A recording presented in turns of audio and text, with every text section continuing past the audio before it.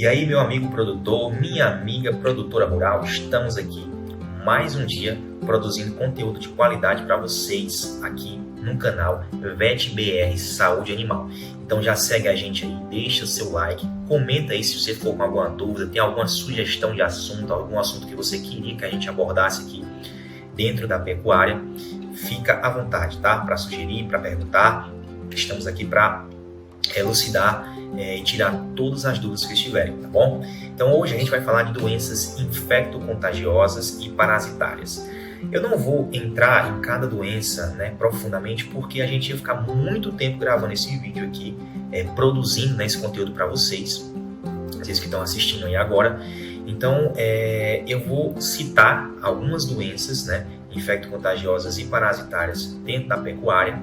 Vou dizer qual o agente que causa essa doença, ou seja, se é uma bactéria, se é um vírus, para vocês terem conhecimento.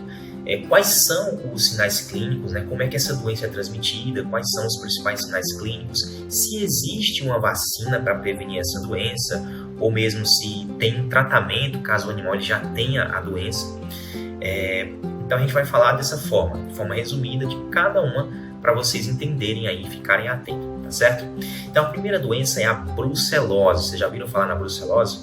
A brucelose, ela é uma zoonose, ou seja, o animal ele pode passar essa doença para o homem, o homem ele pode se contaminar. Você, por exemplo, um amigo veterinário, do sexo masculino, que trabalha aí com ruminantes, que trabalha aí na lida, com vacas, faz muita manobra obstétrica, assim como eu, partos. Então tem que ter muito cuidado, e mesmo você utilizando luva, você acaba tendo contato aí com o conteúdo da placenta das vacas. E esse conteúdo, caso a vaca não seja vacinada ou esteja contaminada, com a brucelose, você acaba tendo contato e pode se infectar aí com essa bactéria, que nos homens, no sexo masculino, costuma causar uma orquite, e que pode levar até a infertilidade, do homem. Então é muito perigoso. Então tem que ter muito cuidado aí com esse conteúdo placentário durante as manobras obstétricas, durante o parto das vacas, tá certo? Então é uma bactéria, tá, gente? A brucela, como eu já falei, pode passar para o homem. A principal via de transmissão entre os animais é por via oral, Às vezes um conteúdo uma placenta que ficou no curral, a outra vaca vai lá, vai cheirar a placenta, vai ver o que é e acaba tendo contato com essa bactéria, ou por via também reprodutiva, Também pode ser essa transmissão.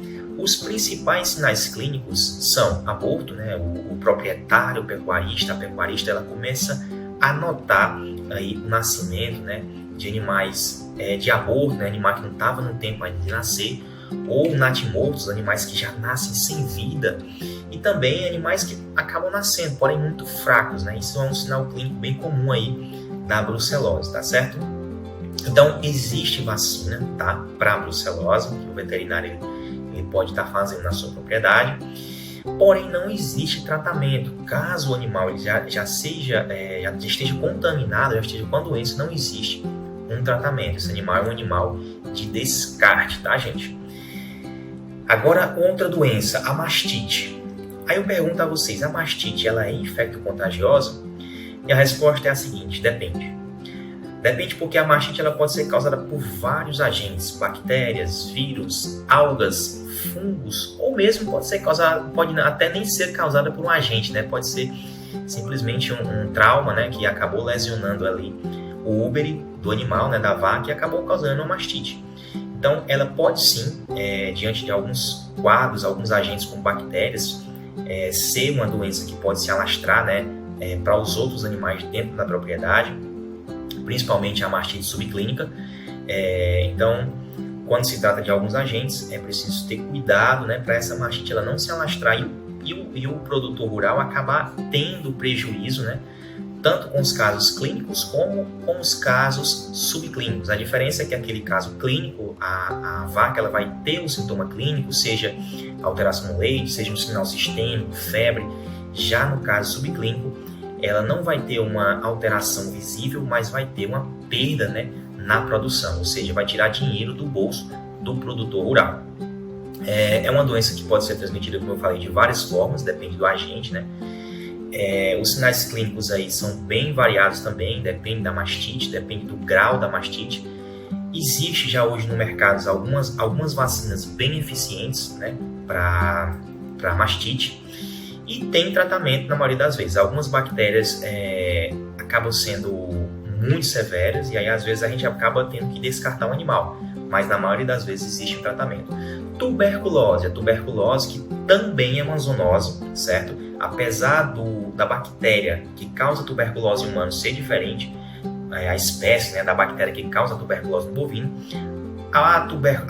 o Mycobacterium bovis que causa tuberculose no bovino pode sim ser transmitido para o humano e o humano acabar sendo contaminado também, tá certo? Apesar a bactéria que causa a tuberculose entre os humanos ser o Mycobacterium tuberculose, né, o bacilo de Koch, mas pode ser também transmitido pelo Mycobacterium bovis, tá certo? É uma bactéria, como eu acabei de falar, né? Geralmente a transmissão é por inalação oral, né?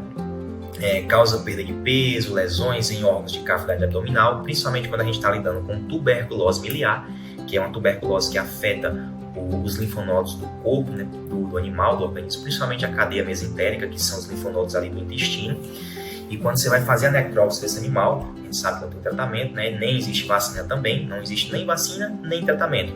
Então, durante a necrópsia, você consegue observar esses linfonodos com um sinal bem característico, né? A gente, quando corta esse linfonodo durante a necrópsia do animal, acaba tendo um ranger, que a gente chama, que é um ranger na faca, né? Que você está fazendo a necrópsia, que é uma calcificação que essa tuberculose ela causa nos linfonodos. Diarreia viral bovina ou BVD é um vírus que, quando entra na propriedade, é bem difícil de identificar. A via de transmissão é oral ou por via reprodutiva, causa diarreia severa, febre, abortos, né? O animal ele fica retornando ao cio várias vezes, né? Não segue o ciclo normal, nascimento de bezerros fracos.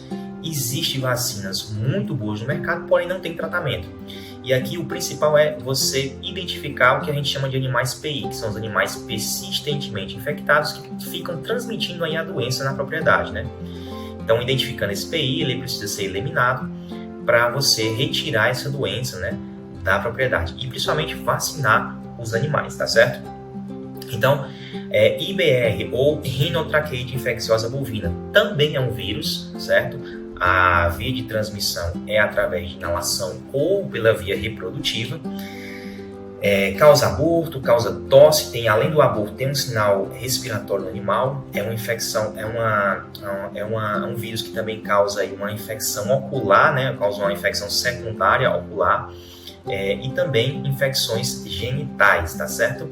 Existe vacina, porém não existe tratamento. Isso aqui também é um animal para descarte, tá certo? Leptospirose, que também é uma doença muito comum entre os humanos aí, né? Causada através de uma bactéria que está presente geralmente na urina do rato. Aqui nos animais, durante a contaminação dos humanos, né, a gente geralmente associa a época de chuva, né, que os animais a gente tem contato com água contaminada. Aqui pode acontecer também, mas pode acontecer, por exemplo, uma silagem, que o rato ele acabou urinando na silagem, entrou na silagem ou morreu dentro da silagem, enfim, pode contaminar o alimento, né, da vaca e ela acabar se contaminando com a leptospirose. A contaminação pode ser também através da pele, né, por via oral, inalação, por meio reprodutivo também, certo? Existe esse meio de contaminação. Aqui a gente tem aí como sinais clínicos dessa doença aborto, as vacas abortam, natimortos, os bezerros nascem mortos ou fracos, né? O animal tem febre e queda na produção. Existe vacina e também existe tratamento para esses animais. Outra doença, neosporose, só que aqui é um protozoário. A transmissão é através da via oral ou reprodutiva. Causa aborto, nascimento de bezerros fracos também. Não tem vacina e não tem tratamento, tá certo? Então, vocês podem observar que a maioria tem sinais aí de aborto, né? Então, você vê como as perdas são significativas, né? Próxima doença, salmonelose, que é uma bactéria muito comum, né, nos seres humanos também. Nos bovinos, ela causa uma diarreia, a transmissão é principalmente por via oral. É muito comum a gente ver essa transmissão dessa bactéria, quando se tem aí, principalmente em bezerros, né, que são criados junto com galinhas, as galinhas nas fezes, tem essa bactéria nas fezes e o bezerro acaba tendo contato quando você tem aí a criação de galinhas junto com o bezerro e acaba se contaminando com essas fezes dessas galinhas e acaba tendo aí uma diarreia profusa. E depois dessa diarreia tem vários sintomas que vêm junto dessa diarreia, né, causado pela diarreia, como um desbalanço hidroeletrolítico, uma acidose metabólica. Então são sintomas que, quando está muito agravado, é bem difícil de curar, tá certo, gente? Então tem tratamento, só que, como eu falei, dependendo do grau, né? E também possui vacina. Leucose bovina é um vírus, tá? A transmissão entre os animais acontece por via reprodutiva e também pelo sangue. Como assim pelo sangue? Pode ser através de, por exemplo, agulhas compartilhadas, né? Você medica o animal, medica o outro com a mesma agulha, você pode estar transmitindo aí o vírus da leucose, que é um vírus que causa um aumento, né, dos linfonodos dos animais. A gente sabe que os linfonodos das vacas, a gente consegue palpar tanto os externos como internamente, né, por via retal. E esses linfonodos, geralmente, eles estão todos aumentados de tamanho. Não existe vacina e não existe tratamento. É um animal de descarte, tá, gente? Vamos lá para outra doença. Raiva. A raiva que é uma zoonose, tá? Ou seja, pode passar para o ser humano.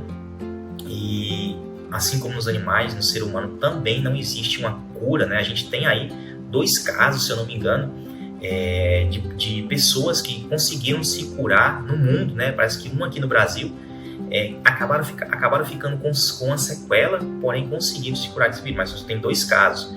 Por exemplo, a gente teve casos de raiva no ano passado aqui no Brasil, que infelizmente as pessoas elas vieram a óbito. Nos animais também não é diferente. É um vírus, né? Um rapidovírus, que no caso dos ruminantes, das vacas, ela é causada principalmente pela mordedura do morcego, né? O morcego hematófago, aquele morcego que se alimenta de sangue. Então, nesse caso da raiva, não existe um sintoma, um sinal clínico específico. O animal vai ter anorexia, hiperestabilidade, ataxia, ou seja, vários sinais neurológicos, mas que culminam com a morte do animal. Existe uma vacina, porém não existe tratamento. Aqui eu vou fazer uma ressalva, que a raiva, a gente tem a raiva como um vírus que causa um sinal clínico. A gente sempre associa a raiva a cachorro e gato, né? Que o animal ele muda o comportamento, ele fica furioso. Mas realmente, isso no gato e no cachorro é bem comum, porque a raiva ela atinge uma região do sistema nervoso chamada hipocampo, que muda o comportamento do animal e o animal fica mais agressivo, inclusive com seus donos, tá? Falando de gato e cachorro. Já nos herbívoros, quando eu falo herbívoro, eu falo principalmente de vacas, cavalos, né, boi e éguas. Nesses animais não existe essa mudança comportamental. Pode até existir, mas não é tão comum, tá? A raiva não tem sintoma específico, mas não é tão comum. É mais comum que a gente, nessas espécies, nesses herbívoros, o que a gente chama de raiva paralítica, ou seja, ela atinge principalmente região de medula, né? O animal ele fica paralisado, ele fica sem movimentos. A gente nota isso com fezes retidas na ampola retal, porque o animal ele não fica mais, não consegue contrair mais o esfíncter. Reflexo de cauda, o animal não tem mais. Você vai lá pisar com a agulha e o animal nem sente.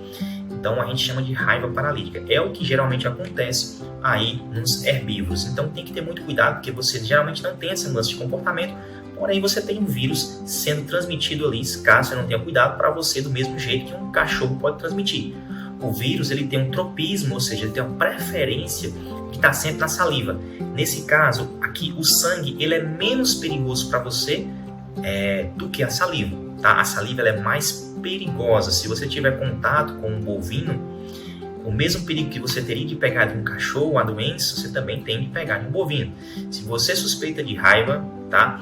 Você tem que manusear o animal de luva, se você for veterinário, claro, e ter cuidado para essa saliva ela não ter contato com alguma mucosa sua. É bom estar de óculos, então com proteção, porque se tiver e a sua titulação não estiver boa, você pode contrair uma doença que talvez não tenha cura para você, tá certo? Então é bom tomar cuidado. Febre aftosa, que é um vírus, né, que pode ser transmitido de forma oral, através de leite, fômites, né, ou seja, agulhas, por meio reprodutivo também, pode causar aí o que a gente chama, né, sinal bem específico da febre aftosa, que são vesículas, né, feridas na boca, línguas, patas, O animal ele fica com anorexia, acaba deixando de comer devido a essas feridas que aparecem, tem uma dificuldade de movimentação, uma hipersalivação, saliva bastante devido, né, essas feridas, essas vesículas na boca que ficam estimulando a salivação. Existe vacina, porém não existe tratamento, tá certo? Por último, uma doença parasitária, que é a tristeza parasitária bovina, que pode ser causada pelo anaplasma e pela babésia, 2 agentes diferentes que causam em sintomatologia parecida, né? Sendo a anaplasma uma bactéria, mais precisamente uma Rickettsia, né? Que é uma bactéria que precisa do carrapato para estar sobrevivendo, e o protozoário, que é a babésia, que pode ser a babésia bigêmina e a babésia bovis. Geralmente são causadas por carrapato, como eu falei, ou outros insetos hematófagos que se alimentam de sangue, ou fômites, né? Agulhas compartilhadas também podem transmitir a doença. Causa principalmente febre, anorexia, palidez nas mucosas, ou icterícia, né? Que é aquela característica amarelada das mucosas.